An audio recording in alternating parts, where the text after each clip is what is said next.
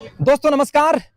मैं उस स्थान पर मौजूद हूं जहां पर बाबा बंसीदास हॉस्पिटल बनने वाला है, लेकिन एक 35 साल का संत पूरी संत परंपरा को और इस भारत की धरती को मानो एक संदेश देने के लिए निकल पड़ा है। अगर भारत की संत परंपरा का इतिहास उठाकर देखे जाए तो मठ बने हैं, मंदिर बने हैं, गुरुद्वारे बने हैं, लेकिन शिक्षा के लिए महाविद्यालय और आम जनता के लिए इलाज के लिए, उसके स्वास्थ्य के लिए चिकित्सालय इस भारत की संत परंपरा में चंद चुनिंदे लोगों ने बनवाए हैं। और उसमें सबसे पहला नाम अगर लिया जाएगा तो परम पूज्य श्री श्री 108 श्री ओमदास जी महाराज पीठाधीश्वर अखिल भारतीय संघ धूनी का नाम आएगा। यह वही स्थान है जहां पर बाबा बंसीदास हॉस्पिटल की नींव कल रखी जाएगी। उसका शिलान्यास का दौर कल से शुरू होगा। संपूर्ण इतिहास की तरफ रुख करते हैं और आगे बढ़ते हैं जनमत राजस्थान पर। दोस्तों ये जो पीछे आपको महाविद्यालय नजर आ रहा है, ये बाबा खीमादास ने अपनी तप से इसे बनकर तैयार किया था। और इसीलिए बाबा खीमादास ने जब उस जमाने में जागो भारत के नर नारी कुकर्मा छोड़ शिक्षा ले वो गुरारी, कि तुम्हें हर क्षेत्र से शिक्षित होना है, और उसी का ये आज बड़ा एग्जाम्पल आप लोगों के सामने दिख रहा है। पिछड़ों के लिए, दबे हुओं के लिए, कुचलों के लिए, जितने भी जो गरीब तबके के लोग हैं उनके लिए एक ये बेहतरीन संस्थान उस समय उस जमाने में ओपन कर दी थी। और इसीलिए दोस्तों कहते हैं कि ये एक प्राणी मात्र को एक समझने का जो एग्जाम्पल है वो यहीं से निकल कर आ रहा था। और स्लोगन अक्सर इसीलिए लहराया जाता है कि हम सर्वभंगी सबके संगी, मेट दिया झोड़ तमाम, छुआछूत का भरम मिटाया, कर दिया चक्का जाम। यानी अब अनटचेबिलिटी नहीं चाहिए, अब सारे के सारे प्राणी मात्र एक जीव है। और उसी के लिए ये शिक्षा के क्षेत्र में इन्होंने इस महाविद्यालय की स्थापना की थी। तब वो 24 दिसंबर 1998 की वो बात है। तब उस तत्कालीन समय के भारत के राष्ट्रपति के.आर. नारायणन के द्वारा उन्हें अंबेडकर राष्ट्रीय पुरस्कार से सम्मानित किया गया था। अगर हम देखें तो इस संत परंपरा में अगर हम गिनती करें संतों की, तो पूरे भारत की बाउंड्री को इतने संत हमारे भारत में है कि उस बाउंड्री को कवर कर लेंगे। लेकिन राजस्थान के सीकर जिले की सांगलिया धूनी का संत का नाम आना पूरे राजस्थान के लिए गौरव का विषय था, और इस धूनी का भी गौरव का विषय था। सांगलिया धूनी का सामने का दृश्य है। अगर मैं आपको बताना चाहूं, यह औगड़पंथी आश्रम है जिसे हम सर्वंगी संप्रदाय भी कहते हैं, यानी जो प्राणी मात्र को सिर्फ एक समझता है। सार्वधर्म संभाव की भावना और सांप्रदायिक सौहार्द की जो सबसे बड़ी मिसाल जहां पर हमें देखने को मिलती है, वही यह औगड़पंथी आश्रम है जिसे हम सर्वंगी संप्रदाय के लोग कहते हैं। यानी प्राणी मात्र को सिर्फ एक समझने वाला यह आश्रम है। अंदर चलते हैं दोस्तों। यह सांगलिया जो गांव है, यह सांगलिया गांव आज से करीब करीब 350-400 बरस पहले बाबा स्वांग ने इस गांव की स्थापना करी थी। लेकिन उससे पहले इस सांगलिया गांव के हम अगर इतिहास की चर्चा करें तो बाबा लकड़दास ने इस धूनी की स्थापना सबसे पहले करी थी। लेकिन वो हुई कैसे थी?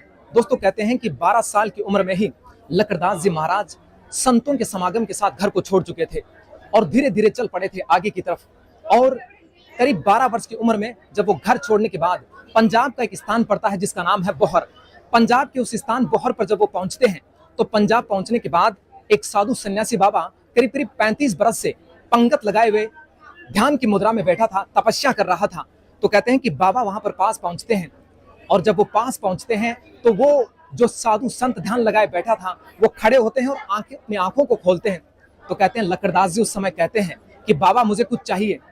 तो कहते हैं सामने की तरफ धुआं जल रहा था, अंगीठी के अंदर सारे के सारे जो अंगारे थे उनको लपेटकर लकड़दास जी महाराज को दे देते हैं। बाबा अपनी शक्तियों को, क्योंकि शक्ति थे तो शक्तियों का प्रयोग करते हुए उसे चादर में समेटते हैं मानो कोई प्रसाद ले रहे हो, और वहां से आकर फिर यहीं पर इस धूनी माता की स्थापना करते हैं। ये जो पीछे आपको स्थान दे रहा है यही वो अखंड ज्योत है जो उस समय से लेकर आज तक अखंड ज्योत प्रज्वलित हो रही है और आज तक जल रही है। अगर मैं इस धूनी माता के अंदर की बात करूं तो यहाँ पर 5 समाधियां जो है वो बनी हुई है। इसमें सबसे पहले लकड़दास जी, मंगलदास जी, लादूदास जी और मानदास जी महाराज की समाधियां स्थल बनी हुई है। और उसके बाद यहाँ पर जो पीठाधीश्वर बने थे उनका नाम था मंगलदास जी। अगर आप कभी डीडवाना की तरफ रवाना होंगे और डीडवाना से पहले एक स्थान पड़ता है दौलतपुरा, और दौलतपुरा के अंदर एक गांव है जिसका नाम है फोगड़ी। फोगड़ी के अंदर अमर सिंह जी और माता का नाम था लाड कंवर, यानी लाडखानी परिवार से थे और मैं कायमखानी परिवार से थी। तो लाडखानी परिवार यानी राजपूत समुदाय से थे। और बड़ी दिलचस्प कहानी है दोस्तों कि मंगल माया तांग दे, हांडी ले ले हाथ, वर्ण छति सो मांग ले, मत पूछे ना जात। ये मंगलदास जी की बड़ी कहानी है, लेकिन हम उसके बाद चर्चा करेंगे। लेकिन मंगलदास जी के बाद अगर यहाँ पर कोई पीठाधीश्वर बने थे तो उनका नाम था मीठा राम जी। अगर आप देखेंगे तो लोसल के नजदीक एक गांव पड़ता है और उस गांव का नाम है भिराना। और उस वीराना के अंदर ही एक गौशाला बनी हुई है जो मीठाराम के नाम से बनी हुई है। और उनके बाद जब पीठाधीश्वर बनते हैं तो वो होते हैं दूलादास जी। दूलादास जी के बाद रामदास जी आते हैं, रामदास जी के बाद मानदास जी आते हैं और उनके बाद लादूदास जी आते हैं। लेकिन लादूदास जी के जो शिष्य थे उनका नाम खेमादास जी थे। दोस्तों ये जो खेमादास जी थे, आपने कभी देखा होगा लाड़नू के अंदर एक तहसील पड़ती है, लाड़नू तहसील में गांव पड़ता है और उस गांव का नाम था बिठूदा। और उस बिठूदा के अंदर उनके पिता का नाम था खुमाराम जी और माँ का नाम था चौथी देवी। कहते हैं कि खुमाराम जी और चौथी देवी का इस धूनी के प्रति बड़ी आस्था थी, बड़ी श्रद्धा थी और लंबे समय से वो लोग इस धूनी से जुड़े हुए थे। लेकिन जब खुमाराम जी और चौथी देवी को लंबे समय तक संतान की प्राप्ति नहीं हुई तो वो धूनी में आस्था करने के लिए आते थे। और उसके बाद उन्होंने कहा, संतान की जब प्राप्ति हुई तो वो कहने लगे कि हमें कुछ बेशकीमती सामान गुरुदेव के चरणों में भेंट करना है। और जब संतान हुए तो कहते हैं कि बाबा खेमादास को ही गुरुदेव लादूदास जी महाराज के चरणों में भेंट कर दिया। और इसीलिए स्लोगन लहराया जाता है कि दर्शन कर परसन भय साहिब संत बोहरंग, खीवा कभी ना छोड़िए संत गुरु जी का संग, कि यानी खीवा तुझे संत गुरु का कभी संग नहीं छोड़ना है। और ये जो कहानी चलती है ये बाबा खेमादास के लिए चलती है। उसके बाद अक्सर दोस्तों ये जन कल्याणकारी कार्य, जितने भी इस धूनी के अंदर जन कल्याणकारी कार्य है और ये जो जन सैलाब आज को उमड़ता हुआ नजर आ रहा है, ये ओनली अगर हम कहें कि उससे पहले इस धूनी का नाम लेने से लोग डरते थे, लेकिन लोगों में विश्वास जगाने का काम अगर किसी ने किया था तो वो काम बाबा खेमादास ने कहा था। इसीलिए कहते हैं संगलपति महाराज हो बाबा खेमादास हो, पद पायो निर्वाण मिटाए जाति कारणे, पल पल मदन करु विनती थे आओ मान्य तारणे। इनके लिए स्लोगन लहराया जाता है। और इनका जो जन्म हुआ था दोस्तों वो भाद्रपद मास की कृष्ण पक्ष की पूर्णिमा को हुआ था, यानी आज हम बात करें सन 1939 की वो बात है।